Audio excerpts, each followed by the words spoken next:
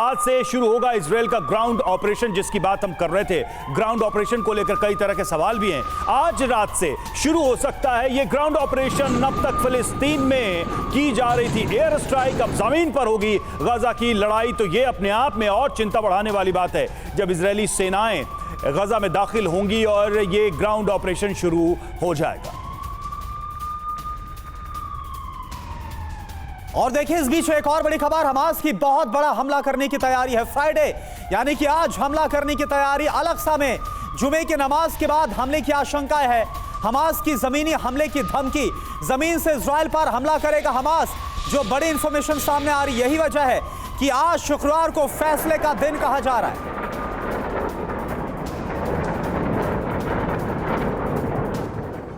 तो एक तरफ इजराइल के ग्राउंड ऑपरेशन की बात कर रहे हैं, वहीं दूसरी तरफ हमास का भी ऑपरेशन की तैयारी है। हमास का ऑपरेशन फ्लड फ्राइडे, जरा उससे जुड़ी बड़ी बातों को समझ लेते हैं जल्दी से। हमास का ऑपरेशन फ्लड फ्राइडे, तो हमास की तरफ से आज इजराइल पर बहुत बड़े हमले की आशंका है। हमास ने भी चेतावनी दी है। हमास ने इजराइल के 5 बड़े शहरों पर तैयार किया है हमले का ये प्लान, यानी कि 5 बड़े शहर निशाने पर होंगे। एक बार फिर से यरूशलेम पर भीषण हमला कर सकते हैं हमास के लड़ाके। अल अक्सा मस्जिद में नमाज के बाद हिंसा की आशंका है, यहां पर भी एक तरह की आशंका बनी हुई, डर बना हुआ है। हमास की मुस्लिम देशों से इजराइल को चारों तरफ से घेरने की अपील, अरब कंट्रीज हैं, मुस्लिम देश हैं, उनसे हमास अब अपील कर रहा है समर्थन के लिए। हमास की धमकी के बीच इजरायली फोर्स भी पूरी तरह से अलर्ट है। जैसा कि हम बता भी रहे थे कि इजराइल ने भी अल्टीमेटम दे दिया है साउथ एंड नॉर्थ गजा को खाली करने के लिए। 11 लाख लोगों को खाली करने के लिए अल्टीमेटम दिया है इजराइल ने।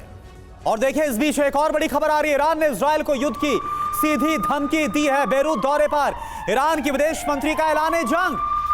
गाजा पर हमला नहीं रुका तो ईरान वॉर फ्रंट खोल देगा।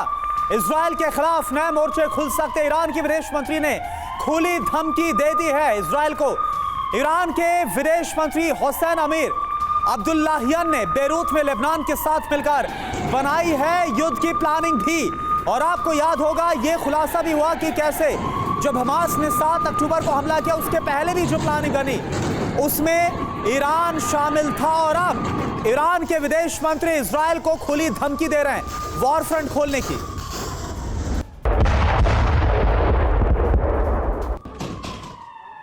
और देखिए सीरिया, लेबनान और ईरान तक जंग का दायरा बढ़ता जा रहा है। इजराइल हमास जंग के बीच वॉर फ्रंट खोल सकता है ईरान।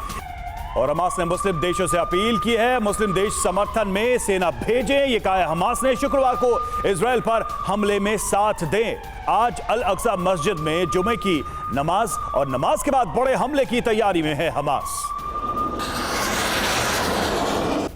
तो हमास ने मुस्लिम देशों से, अरब देशों से अपील भी की है कि वो इस हमले में मदद करें, साथ दें। तो अब आप देखिए इजराइल के खिलाफ जो चक्र है वो क्या नजर आ रहा है। एक तरफ लेबनान का हिजबुल्लाह गुट है, उसने मोर्चा खोल रखा है इजराइल के खिलाफ। सीरिया की बात की जाए तो इजराइल पर रॉकेट गिराए गए हैं। ईरान की बात करें तो हमास को समर्थन दे रहा। और साथ ही बड़ी खबर हमने आपको बताई कि कैसे ईरान के विदेश मंत्री ने खुली वार्निंग देती है वॉर फ्रंट को खोलने की। फिलिस्तीन हमास का जो ताबड़तोड़ हमला है वो हो रहा है। इधर हमास का मुस्लिम दांव क्या नजर आ रहा है, इसको भी आप जरा देखिए। 4 देशों को हमास का खुला समर्थन। Lebanon, Iran, Jordan, Syria Hamas के साथ साफ तौर पर खड़े हुए। बहरीन, मिस्र, इराक जैसे देशों को साथ लाने की कोशिश में इस वक्त रूस नजर आ रहा है। अरब मुल्कों ने मिलकर इजराइल पर हमला किया तो वर्ल्ड वॉर की आशंका बढ़ गई है। रूस सभी अरब मुल्कों को साथ लाने में कामयाब तो हो सकता है विश्व युद्ध इसके बाद, इस बात की आशंका है। कुछ और इंफॉर्मेशन रवि। बिल्कुल, देखिए अब धर्म के आधार पर यानी कि मुस्लिम देशों से सीधे तौर पर इस युद्ध में शामिल होने की अपील अब हमास कर रहा है। अरब देशों को एकजुट करेंगे पुतिन, ये भी जानकारी सामने आ रही है। जो अरब मुल्क हैं उनको एक साथ लाने की भी कोशिश कर सकते हैं पुतिन, ये एक बड़ी जानकारी। तो इसमें कौन कौन से देश? बहरीन, मिस्र और इराक। देखिए बहरीन, मिस्र, इराक, जॉर्डन, सूडान, ये वो देश हैं जिनको एक साथ लाने की कोशिश करेंगे पुतिन। कुवैत है, लेबनान है, लीबिया, ओमान, संयुक्त अरब अमीरात यानी यूएई, साथ ही ईरान, फिलिस्तीन, कतर, सऊदी अरब और यमन, ये वो मुल्क हैं जो आप देख पा रहे हैं इस वक्त उनके नाम। इनको एक साथ इजराइल के खिलाफ इस वॉर में लाने की कोशिश पुतिन करेंगे। पुतिन ने पहले ही इस पूरे युद्ध में फिलिस्तीन का समर्थन किया है और यह कहा है कि अमेरिका यहां भी विश्व को युद्ध में झोंक रहा है। यह अमेरिकी साजिश है। पुतिन ने खुलकर शुरुआत में ही इस बात को कह दिया था। चलते हैं करुणा के पास और ज्यादा जानकारी के लिए। बिल्कुल, तो देखिए किस तरह से अरब देशों को साथ लाने की कोशिश हो रही है।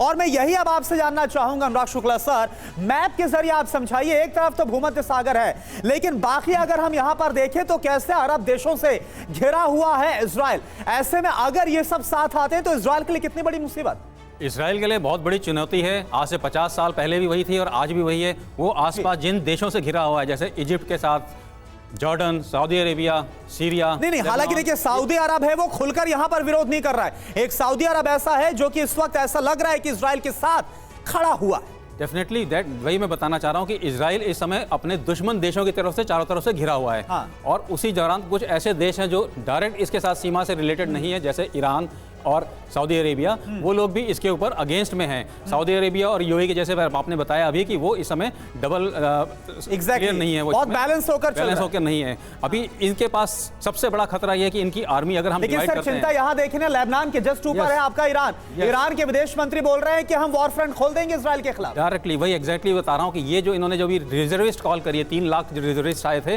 वो सारे के सारे इन दोनों बॉर्डर पे तैनात हैं इस समय यहाँ पर। हाँ, ठीक है। ये लेबनान के साउथ में और सीरिया के वेस्ट में, और ये एरिया भी उनको कंटेन करना है क्योंकि जैसे आपने बताया आज ऐसा पॉसिबिलिटी हो सकती है कि झड़पें हो सकती हैं। ठीक तो है, डेफिनेटली यरूशलेम पर नजर होगी क्योंकि अल-अक्सा मस्जिद जो यहाँ पर है वहां पर अब क्या होता है। धमकी के बाद इस पर सबकी नजर होगी।